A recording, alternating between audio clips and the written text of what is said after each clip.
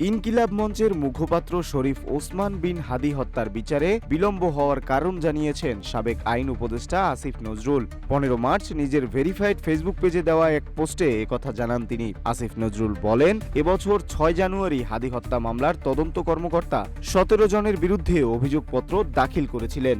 মামলার বাদী অভিযোগপত্রে সন্তুষ্ট না হয়ে এর বিরুদ্ধে আদালতে নারাজি আবেদন দেন। এ ধরনের মামলায় নারাজি দেওয়া হলে আদালতের পক্ষে অভিযোগপত্র গ্রহণ করে বিচার শুরু করা সমীচীন হয় না। আদালত তাই মামলাটি অধিকতর তদন্তের জন্য পুলিশের সিআইডিকে নির্দেশ দেন।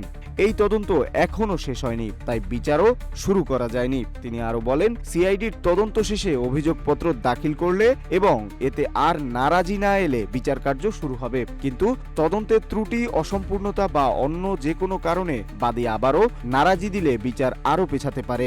সাবেক এই আইন উপদেষ্টা বলেন, যদি বাদীর নারাজিকে অগ্রাহ্য করে বিচার শুরু করা হয়, এতে বিচার কার্য নিয়ে বিতর্ক ওঠার আশঙ্কা থাকবে। তবে সবার সদিচ্ছা থাকলে বিলম্ব হ্রাস করা সম্ভব, সঠিক তদন্ত ও বিচারও সম্ভব। এই সদিচ্ছা আমাদের সবার থাকা উচিত।